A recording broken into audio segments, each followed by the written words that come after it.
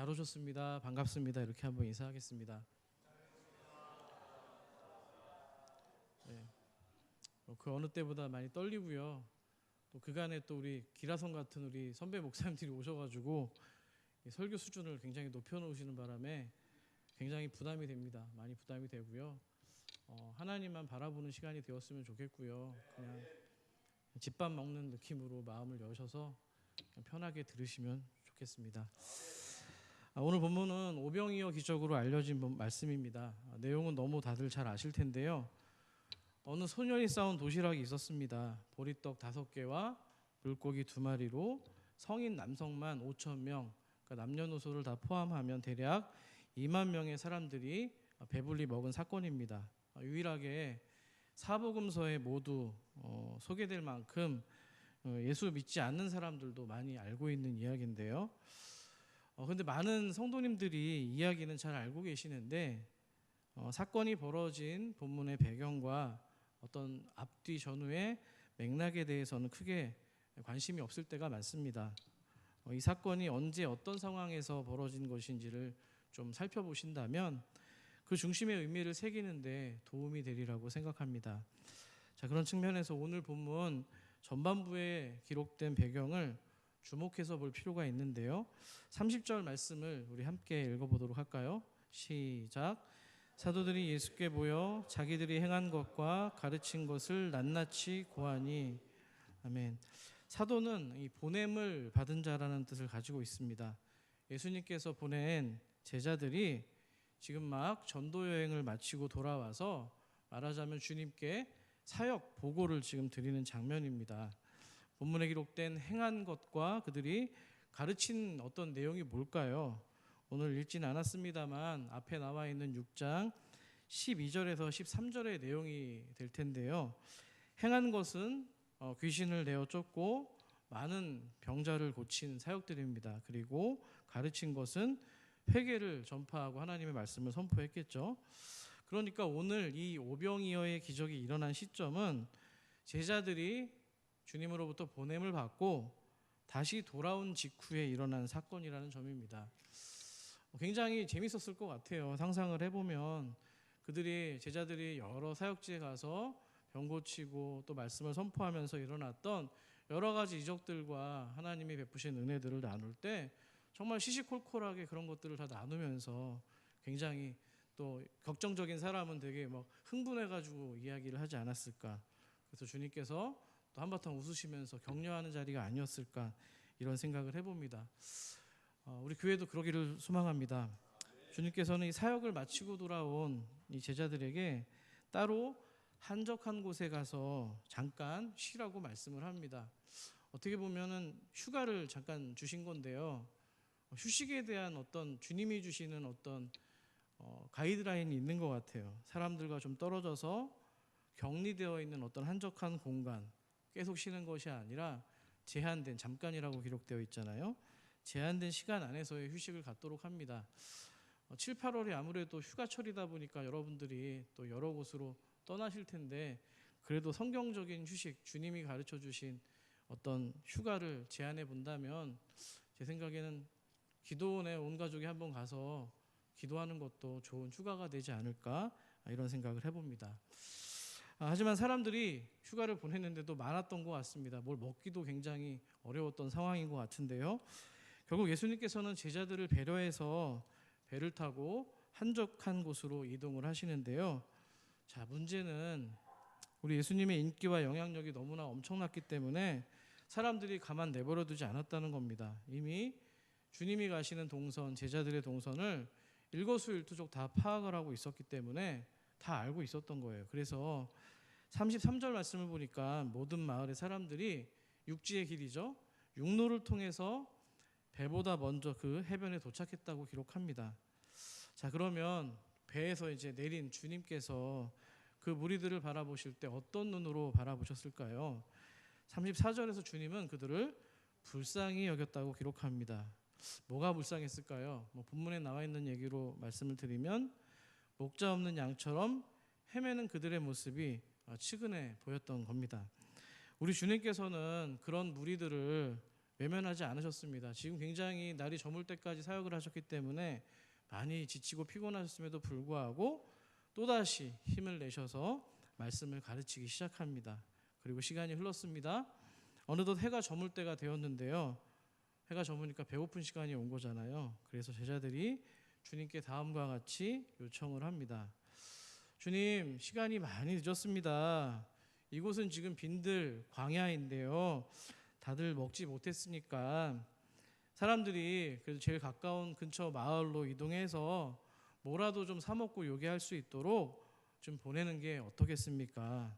누구나 합리적으로 받아들일 질문을 주님께 드립니다. 주님이 뭘 하시든가요? 37절에서 너희가 먹을 것을 주라고 말씀합니다. 성경 원문을 살펴보면 추가된 말씀이 스스로라는 단어가 들어가 있어요. 그러니까 너희가 친히 스스로 주라는 이야기입니다. 제자들이 그 말씀을 듣고 무척 당황했을 겁니다. 음식값으로만 200데나리온이죠. 노동자의 200일치 품삯에 해당하는 돈이었는데요. 대략 학자들이 2천만 원에서 우리나라 돈으로 한 3천만 원 정도가량으로 예상을 하는 금액인데요. 문제는 설사 이 금액이 돈이 있다 할지라도 그 짧은 시간 가운데에 많은 음식을 공수한다는 게 사실 쉽지 않은 일입니다. 이 빈들로부터 광야에서 마을까지 왔다 갔다 하는 데만도 상당한 시간이 걸리고요. 어떻게 해서든지 음식을 구했다 치더라도 다시 돌아왔을 때는 아마 어두컴컴한 밤이 되었을 것이기 때문입니다. 그러니까 너희가 먹을 것을 주라 말씀하신 이 주님의 명령은 상식적으로 말이 안 되는 명령입니다. 사랑하는 산서울 가족 여러분, 상식적으로 어떤 명령이 말이 안 되면 우리 안에서 어떤 태도가 일어납니까? 보통 우리의 능력과 계산, 통밥, 경험으로는 도무지 순종하기가 어려워지는 겁니다. 자, 그럼 우리 주님께서 이 제자들의 그러한 내면을 모르고 계셨을까요? 저는 그렇게 생각하지 않습니다. 당연히 아셨을 겁니다. 그러니까 지금 너희가 먹을 것을 주라는 이 주님의 말씀은 너희가 가진 것을, 지금 가지고 있는 것을 나눠주라는 뜻이 아니고요. 너희의 힘으로 지금 이 문제를 해결하라는 명령도 아닙니다. 다만 주님의 능력으로 공급될 이 떡과 음식이 너희의 손을 통해서 또 제자들의 이 손을 통해서 그 무리들에게, 사람들에게 전달되게 하신다는 의미입니다. 자, 오늘 본문 역시 그 부분을 강조하고 있는데요. 41절을 보시면은 분명 주님께서 직접 주시지 않습니다. 명령을 하실 때 제자들을 통해서 주십니다. 떡을 떼어 제자들에게 주어 어떻게 해요? 사람들에게 나누어 주라고 기록하기 때문입니다. 자, 그러니까 여기서 중요한 건 능력이 아닙니다. 여기서 필요한 건 그 사람들의 필요에 대해서 제자들 각자가 책임감을 느끼라고 말씀을 하시는 거예요. 자, 그렇다면 그 책임감은 어디서부터 비롯될까요? 저는 그것을 자신의 정체성에서 비롯된다고 믿습니다. 생각을 한번 해보세요. 처음에 제자들이 이 해변의 수많은 사람들을 어떻게 바라봤을까요? 그냥 배고픈 무리들, 배고픈 사람 정도로만 쳐다봤을 겁니다. 그런데 주님은 아니셨죠? 주님은 그들을 어떻게 보셨다고요? 본문에 있는 표현을 빌리면 나의 양으로 보았다는 겁니다. 아멘이십니까? 그 말이 뭘 의미하는 거예요? 주님께서 그 무리들과 함께 계신 그 현장 가운데에서 당신 스스로가 나는 그들의 목자로서의 정체성으로 서 계신 것을 의미합니다.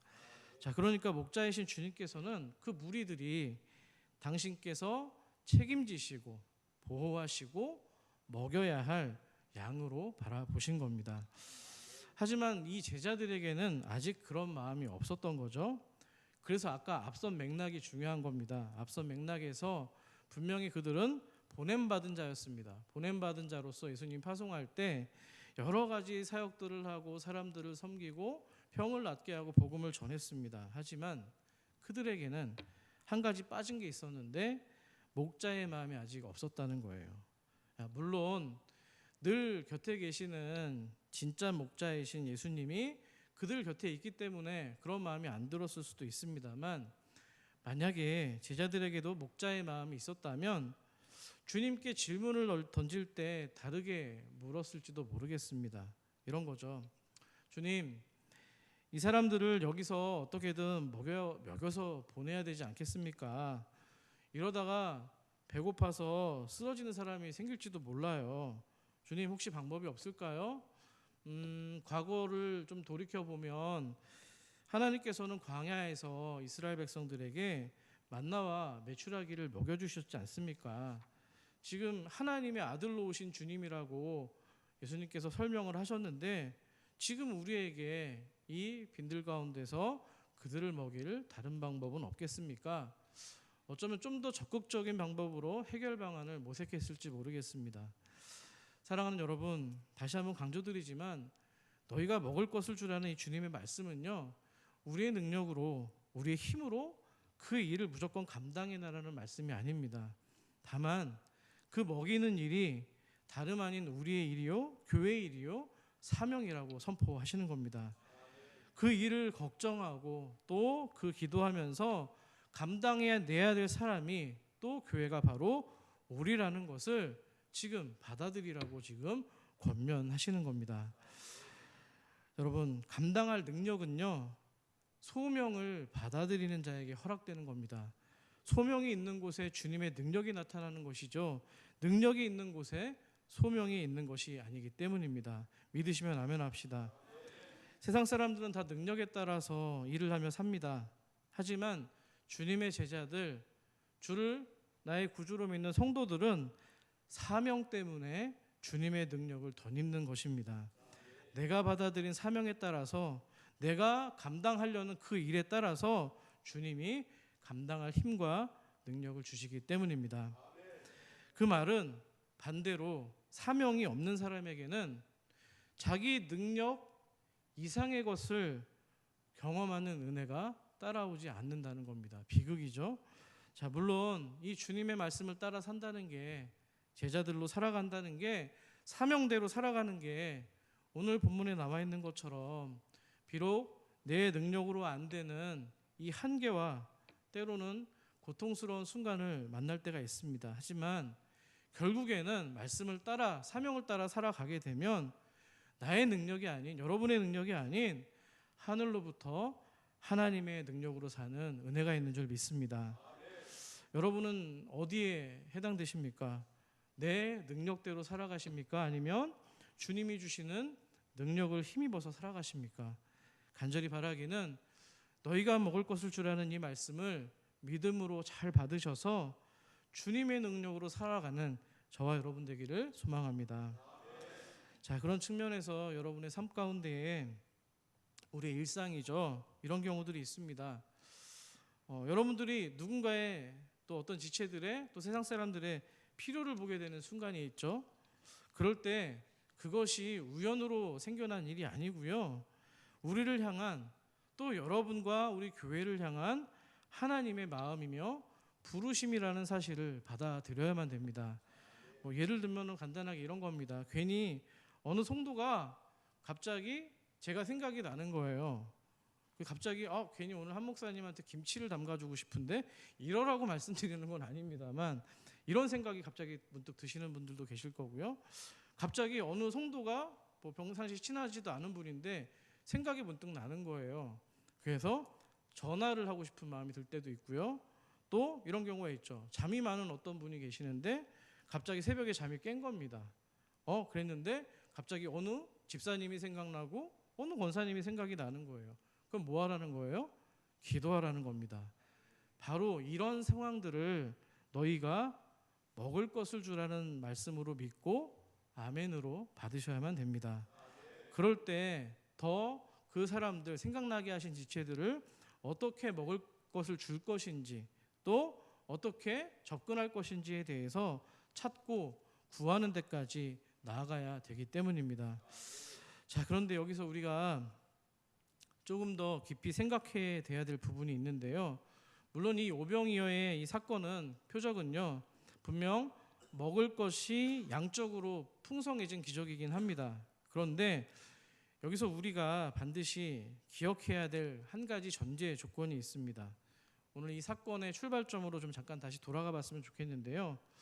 주님께서 이 해변으로 달려와서 미리 기다리고 있던 이 사람들을 바라보시면서 분명히 그들의 목자 없는 양 같음을 바라보시고 불쌍히 여겼다고 말씀했습니다. 자, 그렇다면 예수님께서는 그들의 어떤 모습이 주님의 마음을 안타깝게 만들었던 걸까요? 단순히 지금 그들이 배고픈데 먹을 것이 없었던 것이 안타까웠던 걸까요? 저는 그렇게 생각하지 않습니다. 단순한 의미가 아니라고 생각합니다. 여러분, 목자 없는 양이 왜 불쌍할까요? 물론 이 오늘 본문에 나와 있는 상황처럼 당장 먹을 것이 없는 상황을 보면서 불쌍히 느낄 수도 있습니다. 하지만 목자가 없다고 해서 양이 한 끼 풀을 안 먹는다고 당장 굶어 죽지는 않습니다. 이게 우리가 흔히 사전에 받은 어떤 정보들 때문에 이런 생각을 할 때가 많은데요. 오병이어 사건을 떠올리면은 마치 지금 있는 사람들이 당장 다 굶어 죽을 사람들인데 주님이 먹여 살린 것처럼 우리가 뭔가 이렇게 생각할 때가 많다는 거예요. 하지만 오늘 본문은 그 핵심이 그 이야기가 아닙니다.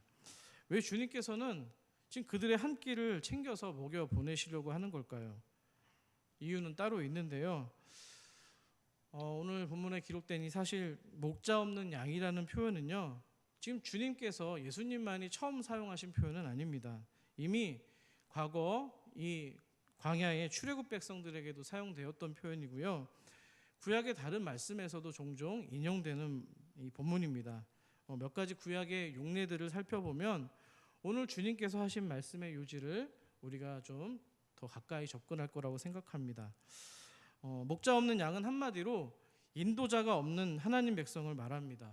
인도자가 없어요? 그러면 어디로 가야 될지, 어떻게 살아가야 될지, 무엇을 해야 될지 도통 알 수가 없습니다. 그러면 어떻게 움직이게 될까요? 각자 자기 소견대로 제멋대로 그릇 행하여 살아가는 모습으로 살게 됩니다. 마치 구약시대의 사사시대와 같은 어떤 그런 모습일 텐데요. 이것이 바로 목자 없는 양의 모습이라는 거예요. 양은 목자가 없으면 먹을 것도 문제지만 생존 자체가 위태로워집니다. 왜 그럴까요? 양을 물어가려는 사나운 들짐승들이 있기 때문입니다. 구약의 이 에스겔 말씀은 그것을 적나라하게 보여줍니다. 우리 에스겔 34장 5절 말씀을 여러분들이 읽어주십시오. 34장 5절 말씀입니다. 시작.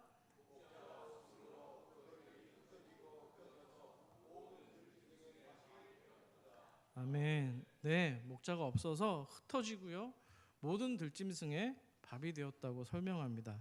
그렇기 때문에 우리가 가끔 뭐 다큐멘터리나 같은 걸 보시면 아시겠지만 목자는 항상 지팡이와 같은 무기를 가지고 다니면서 광야의 맹수들로부터 자기 양을 지켜내곤 합니다. 이 모습을 볼 때 구약 성경 사무엘상의 다윗이 생각나지 않습니까? 블레셋의 거인이었던 이 골리앗과 싸우기 위해서 사울 왕을 설득하는 장면이 나오죠. 이렇게 얘기합니다. 사울 왕이시여, 나는 양을 지키는 목동으로서 그동안 사자와 곰도 물리친 적이 있고요. 심지어는 양을 물고 가는 짐승을 쫓아가서 턱수염을 잡아가다 그 입에서 양을 건져냈던 그런 기억도 있습니다. 그러니까 이게 뭘 얘기하는 거예요? 목자의 하는 일이 결국에는 양을 끝까지 보호하는 것, 그것이 바로 목자의 사명인 줄 믿습니다. 구약시대에 모세도 같은 역할을 했습니다. 시내산 떨기나무에서 하나님의 부르심을 받죠. 부르심을 뭐라고 그래요? 소명이라고 합니다. 그 소명을 받고 나서 일평생 목자로서 이스라엘 백성들을 가나안 땅으로 인도하는 그 역할을 감당했는데요. 이 모세라는 사람이 얼마나 이 목자가 중요하게 여겼던지, 심지어는 그가 죽기 전에도 이렇게 기도하는 장면이 나옵니다. 민수기서 27장 16절 17절 말씀을 같이 한번 읽겠습니다. 시작.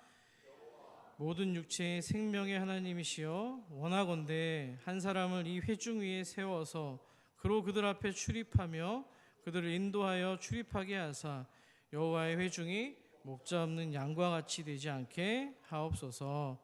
아멘. 지금 모세가 지금 누구를 염두에 두고 하나님께 기도를 하는 장면이죠?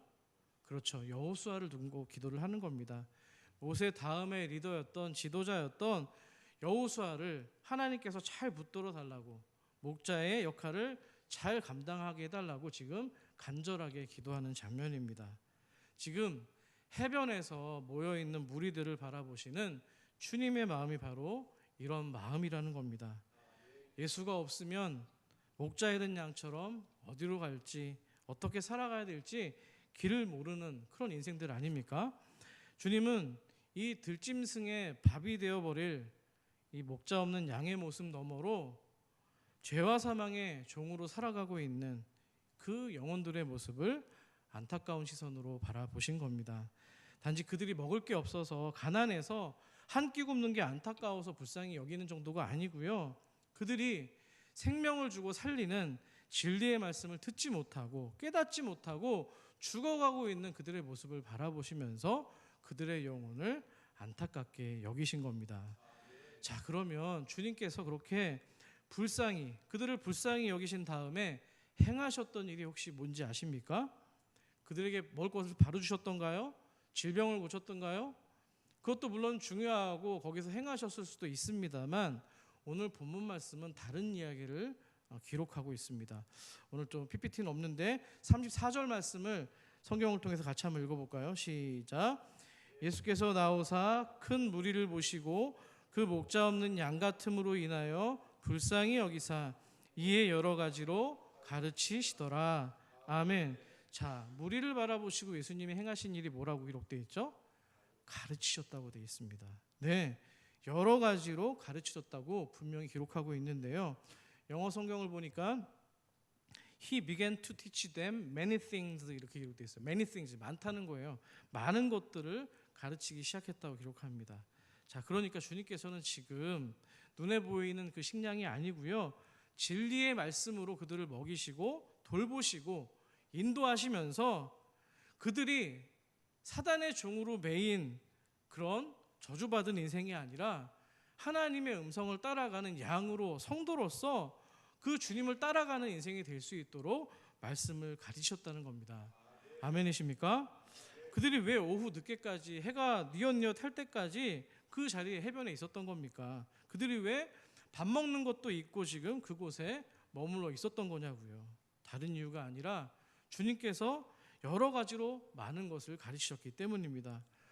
너무 가르쳐줄 것이 많다 보니까 시간 가는 줄 모르잖아요. 어떻게 해서든지 이해시켜주고 설명을 잘하기 위해서 또 많은 이야기들을 하시다 보니까 시간이 훌쩍 지나갔고요. 결국에는 지금 육체적으로 먹어야 되는 상황까지 생겨난 겁니다. 그래서 주님께서는 말씀을 먹이시는 것뿐만 아니라 여전히 여기서도 목자의 정체성을 가지고서 그 역시 당신이 돌보시는 책임으로 받아들이시면서 오늘 우리가 알고 있는 이 오병이어의 사건까지 변화시켜 주신 겁니다. 자, 그동안 여러분 우리 산서울교회가 주님의 이름으로 세워진 이후에 수많은 참 존경하는 어떤 목사님들, 여러분들이 사랑하는 또 목사님들을 통해서 이 말씀을 무수히 들으셨을 겁니다. 여러 가지 신학적이고 신앙적인 견해들이 있었을 텐데요. 모두가 다 존중받을 만한 귀한 말씀이고 새겨야 될 말씀입니다. 그럼에도 불구하고 우리가 또 한 자리 한 걸음 더 나아간다면 오늘 본문이 강조하고 있는 바는 이겁니다. 하나님께서 당신의 말씀을 먹는 믿음의 공동체를, 즉 교회를 책임지신다는 겁니다. 아멘이십니까? 오늘 제자들을 12제자를 보냈지만 당신이 보내는 어떤 사람들을 통해서, 목회자를 통해서, 세우신 일꾼들을 통해서 하나님께서 양들에게 꼭 있어야 될 여러 가지 생존에 필요한 것들을 책임지시다는 말씀을 강조하는 겁니다. 아멘이시죠? 진리로 하나 된 공동체가 하나님의 말씀을 듣고 따르고 살아낼 수 있도록 그 외의 것들에 대한 떡에 대해서 보장해 주신다는 하나님의 약속인 겁니다. 자, 구약에서 출애굽 공동체가 그랬습니다. 먹을 것이 없는 이 광야 가운데서 안식일을 쉬잖아요. 그럼 주님께서 어떻게 하셨습니까? 하나님께서 당신의 백성들이 굶지 아니하도록 이틀치 만나 양식으로 배부르게 하셨기 때문입니다. 마찬가지로 하나님께서는 먼저 그의 나라와 의를 구하고 또 진리로 함께 먹는 우리 이 예수 공동체를 위해서 친히 그들이 먹고 마실 것을 책임진다고 강조하고 있는 겁니다. 사랑하는 우리 산서울 가족 여러분, 물질이나 떡의 문제가 우리에게 필요하지 않고 중요하지 않다는 얘기가 아닙니다. 물론 교회는 반드시 교회 안팎에 배고프고 굶주린 자들을 위해서 그 소유와 물질을 주님 뜻대로 사용해야만 됩니다. 성도 개인도 마찬가지죠. 우리가 가진 소유한 물질도 재정의 최종 결제자가 하나님이심을 믿고 주님 뜻대로 또 가난한 이웃들, 소외된 이웃들을 위해서 베풀며 살아가야 되는 겁니다. 하지만 눈에 보여지는 이 가시적인 떡을 공급하는 것만이 교회가 가진 또 교회의 존재 이유는 아니라는 겁니다. 떡도 공급해야 되지만 더 중요한 건 예수라는 떡을 공급해야 되기 때문입니다. 저와 여러분 산서울교회는요, 세상 가운데 이 예수라는 말씀의 떡으로 또 가시적인 이 그들이 필요로 하는 떡으로 가난한 영혼들과 그들의 삶을 먹이고 돌봐야만 됩니다. 그것이 바로 교회의 사명인 줄 믿습니다. 자, 흥미로운 점은요, 오병이어의 사건이 있고 나서 예수님께서 전혀 의도하지 않은 어떤 큰 문제 앞에 봉착하는 장면이 나오는데요. 그건 바로 사람들이 이 예수님을 경험하면서 오병이어의 사건을 이적을 경험하면서 자신들의 임금으로 왕으로 추대하기 시작합니다. 자, 이러면은 누가 자신을 왕으로 추대하면 이것보다 좋은 게 어디 있겠어요. 근데 주님은 이거에 대해서 어떻게 대응을 하고 계세요? 사람들의 환호에 대해서 굉장히 부정적으로 바라보십니다. 왜 그러셨을까요? 그들이 주님을 왕으로 임금으로 삼고자 한 이유가 단지 떡을 먹고 배불렀기 때문입니다. 자, 근데 여러분, 사람들이 이렇게 생각을 한 거예요. 이 예수라는 사람이 우리의 왕이 된다면 우리가 이제 먹을 걱정은 없겠다. 이 사람 따라다니기만 하면 이런 기적들을 날마다 경험할 수 있겠구나. 그동안 로마의 압제 가운데 세금 수탈당하는 것만으로도 진저리가 나는데 이제서 비로소 우리를 먹여 살릴 진짜 구세주가 왔구나. 이 마음을 가지고 예수를 따르고 섬기려 했다는 겁니다. 자, 이렇게 되면 문제가 심각해지는 거예요. 왜냐하면 주님을 따르는 이 목적이 뒤바뀌었기 때문입니다. 주님이 허락하신 진리의 말씀, 예수 그리스도라는 진짜 떡에는 관심이 없는 채 오직 육체만 배불리는 이 가시적인 떡에만 사람들의 관심이 매몰되었기 때문입니다. 자, 그래서 여러분, 예수님 공생에 사역하실 때 생각나지 않습니까? 사단으로부터 이 시험을 받을 때 제일 처음에 받은 유혹이 뭐였어요? 독을 떡이 되게 하는 유혹 아니었습니까? 그때 주님은 말씀합니다. 사람이 떡으로만 살 것이 아니요 어떻게 산다고요? 하나님의 입으로부터 나오는 모든 말씀으로 살 것이라 하였느니라. 아멘. 이것이 바로 오늘 또한 이 광야 현장 가운데서 주님이 주시는 메시지라고 생각합니다. 처음 말씀 때문에 예수님 보러 오긴 왔는데 그 말씀 때문에 우연히 먹게 된 그 오병이어의 시선이 꽂혀서 아마도 그 사람들을 바라보시는 주님은 굉장히 마음이 안타깝고 탄식하는 마음이 드셨을 것 같아요. 자, 여러분, 우리가 진정으로 배불러야 되고 진정으로 부요해야 될 대상은 보여지는 떡과 물질이 아니라 하나님 말씀인 것을 믿으시기 바랍니다. 예수께서 단지 병든 자나 또 병든 자의 치료자나 또는 먹을 것을 그저 공급해주는 사회 운동가 정도로 우리에게 찾아오신 것이 아닙니다. 우리를 하나님 백성으로 부르셨고요. 백성으로 불렀다는 얘기는 하나님 말씀으로 먹고 살기 위함입니다. 그런데 그걸로 끝나지 않습니다. 우리가 하나님의 말씀을 먹었다면 그 말씀이 가지고 있는 가치와 그 의미를 가지고서 또다시 여러분의 삶 가운데에 예수라는 떡을 먹이는 자로 이제 보내시기 위해서 주님이 우리 가운데 찾아오신 겁니다. 아멘이시죠? 우리가 떡을 먹고요, 그 떡을 전하는 자로 보내셨기 때문입니다. 바라기는 그들에게 나눠줄 말씀의 떡, 진리의 오병이어가 충만한 주님의 교회 산서울 되길 소망합니다. 여기서 한 가지 질문 드려볼까요? 여러분들께서 우리 교회를 누군가에게 소개하실 때 보통 어떻게 이야기를 하십니까? 주변 교회에 전도를 가시거나 또 이웃들에게, 믿지 않은 분들에게 우리 교회에 대해서 어떻게 이야기를 하십니까? 물론 복음을, 예수를 전하는 일이 가장 우선이겠지만요. 교회에 대해서 어떻게 말씀을 하세요? 혹시 그런 분들은 안 계시겠지만 목사가 잘생겼다, 젊다 뭐 이렇게 얘기하시는 분 계십니까? 네, 없는 줄 알고 있었습니다. 또 전도 많이 하는 교회 뭐 이 정도로 말씀하십니까? 아니면은 창피해서 그냥 아무 얘기도 안 하시고 계시지는 않습니까? 여러분, 우리의 정체성이 뭡니까? 교회의 정체성이 뭐예요? 제 소망은요, 우리 교회가 좀 자생력이 있었으면 좋겠어요. 우리 성도님 스스로가 말씀을 먹을 수 있도록 양육되고요, 또 그 먹은 말씀처럼, 오늘 말씀처럼 그 말씀을 삶으로까지 좀 번역해낼 수 있는, 그 번역이 고백이 될 수 있는 데까지 가기를 소망합니다.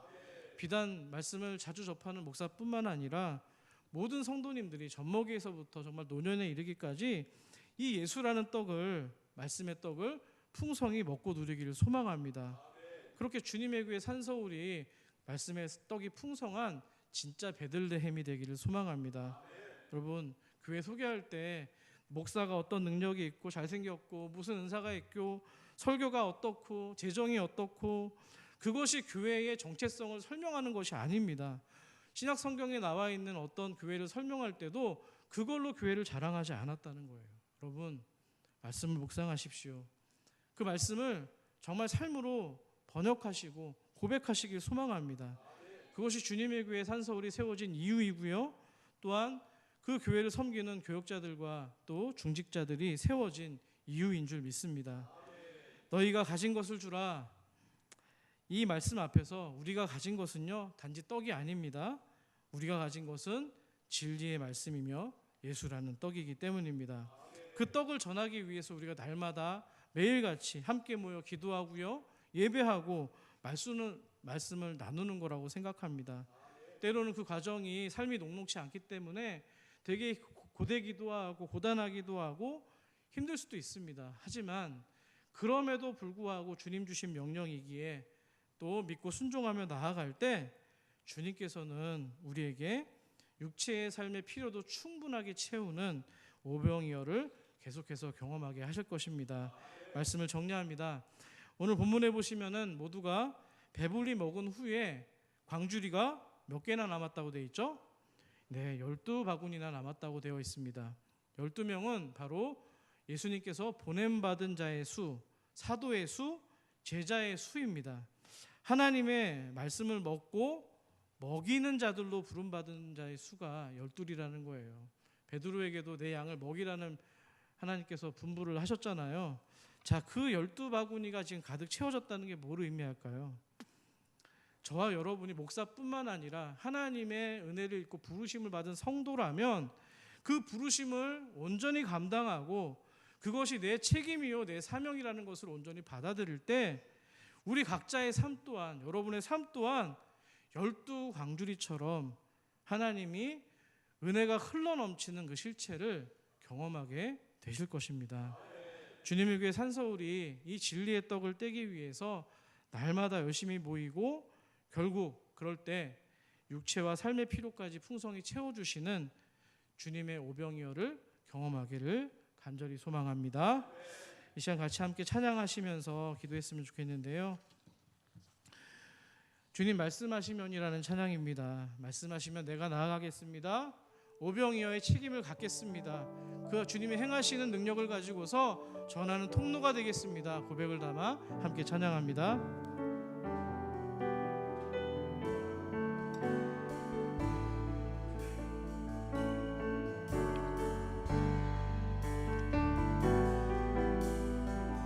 주님 말씀하시면, 주님 말씀하시면 내가 나가리다. 주님 뜻이 아니면 내가 멈춰서리다. 나의 가고 서는 것 주님 뜻에 있으니 오 주님 나를 이끄소서. 다시 한번 주님 말씀하시면, 주님 말씀하시면 내가 나가리다. 주님 뜻이 아니면 내가 멈춰서리다. 가고 서는 것 주님 뜻에 있으니 오 주님 나를 이끄소. 아멘. 뜻하신 그곳에